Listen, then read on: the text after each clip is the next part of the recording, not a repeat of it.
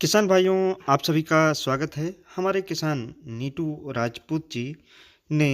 Ring पिट विधि से यानी गड्ढा विधि से गन्ना लगाया और उसमें सरसों लगाई है। इनके कुछ प्लाट के हिस्से में आलू लगाया गया है और कुछ जगहों पर इन्होंने लहसुन भी लगाया है और बहुत सारे और किसान हैं जिन्होंने रिंग पिट के साथ साथ में और भी सब्जियों की खेती जैसे फूल गोभी और पत्ता गोभी की भी खेती की है। इसको हम किसान भाइयों को दिखाएंगे। किसान भाइयों, ये बहुत एक अच्छा तरीका है कि रिंग पिट में जब हम गन्ना लगाते हैं और ख़ास तौर से अगर हम इसको सितंबर के महीने में लगा दें और अक्टूबर के महीने में इसमें सरसों लगा दें, तो ये फ़ायदा है कि जब तक सरसों हमारी बढ़कर बड़ी होती है, तब तक गन्ना बाहर निकल चुका होता है, जिससे सरसों के ऊपर और गन्ने का जो एक प्रभाव सरसों का पड़ता है गन्ने के ऊपर, वह नहीं पड़ता है और गन्ना हमारा तेज़ी से बढ़ता रहता है, चूँकि यह मेन क्रॉप है। सरसों का इस समय रेट बहुत अच्छा है किसानों के लिए। और अगर हम गन्ने के साथ में पीली सरसों ख़ास तौर से लगाते हैं, यह सीधी बढ़ती है। मैंने पिछला वीडियो भी अभी बनाया था इस बात के लिए। ये सीधी बढ़ती है जिसके कारण स्प्रेडिंग नहीं होती है, गन्ने के पौधे पर छाया नहीं पड़ती, गन्ना तेज़ी से बढ़ता है। रिंग पिट विधि में एक और एडवांटेज है, चूँकि नंबर ऑफ़ जो टिलर्स हैं, पौधे हैं, वह 20-25 हो जाते हैं अगर आपने सितंबर के महीने में लगाया हुआ है गन्ना।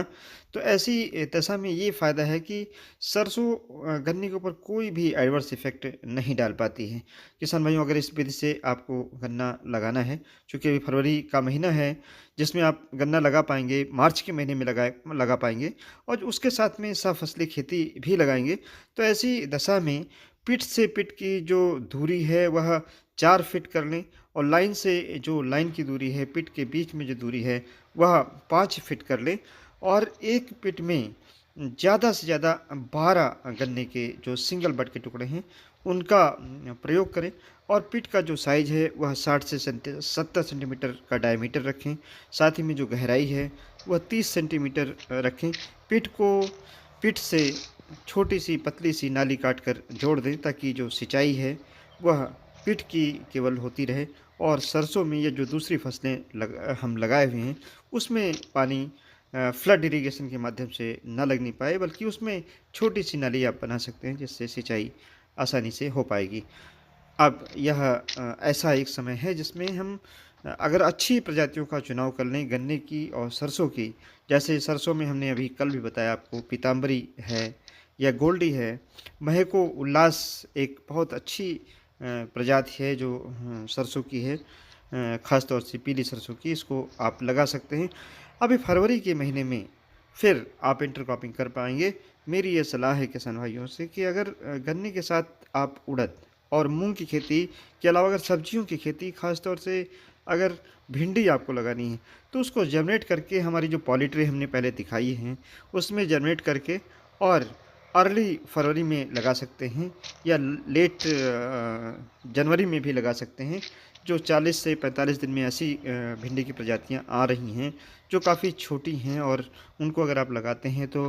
50 दिन में, 55 दिन में लगभग उसमें फ्रूटिंग होने लगती है और आपकी जो इंटरक्रॉपिंग है वह तैयार हो जाती है। उस समय इसका चूँकि रेट जो मार्केट प्राइस है वह भी काफ़ी अच्छा रहता है। तो गन्ने में यह एक एडवांटेज है कि आप पोल्ट्री में इनकी सीडलिंग तैयार करके और फिर इसको रोपित करके और अच्छी और अर्ली फसल आप ले सकते हैं। खीरा लगा सकते हैं, कद्दू लगा सकते हैं, ककड़ी लगा सकते हैं और लौकी, तरोई भी लगा सकते हैं। साथ ही में हमारे किसान भाइयों के लिए ये बेहतर एक विकल्प है कि हम अधिकतम उत्पादन रिंग पिट विधि से ले लेते हैं। हम बार-बार इस विषय पर वीडियो बना रहे हैं। हमारे जो अच्छे किसान हैं, जो इन वीडियो को देख रहे हैं, वह इससे फ़ायदा उठा करके और रिंग पिट विधि से काफ़ी ज़्यादा अगर हम देखें किसान भाई इधर 1-2 सालों में गन्ने की खेती करने लगे हैं। इसको आप बहुत ज़्यादा एरिया में ना करके, कुछ एरिया में करके और जब आप सीख लें,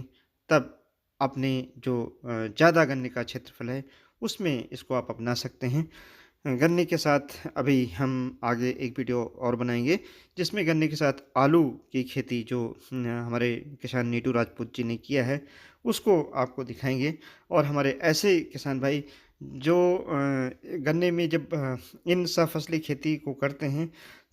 इसमें यह ध्यान रखते हैं कि दूरी जो लाइन से लाइन की दूरी है, वह ज़्यादा रहे ताकि जो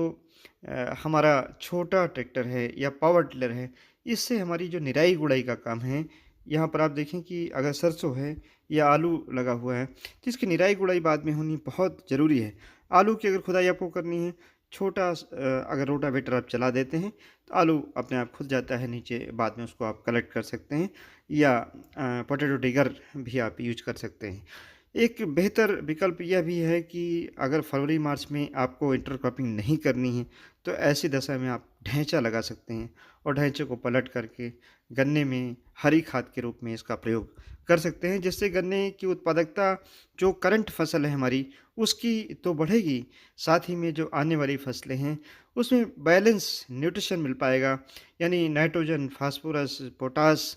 calcium, magnesium, sulphur, copper, manganese, zinc जैसे तत्व, मॉलिब्डेनम ऐसे तत्व जो हम नहीं दे पाते हैं, वह भी मिल जाते हैं। साथ ही में जो हरी खाद है, इससे जो फिजिकल और केमिकल प्रॉपर्टी है सॉइल की, यानी ज़मीन की जो जल धारण क्षमता है, वातायन की क्षमता है या ऐसे सूक्ष्म जीवों को जीवित रखने की क्षमता है, यानी उपजाऊपन जो ज़मीन का होता है, वह अच्छा हो जाता है। साथ ही में पीएच संतुलित हो जाता है, जिससे हमारी फसलें बेहतर हो पाती। बेहतर विकल्प है किसान भाइयों, आपको बहुत-बहुत धन्यवाद। जय हिंद, जय भारत।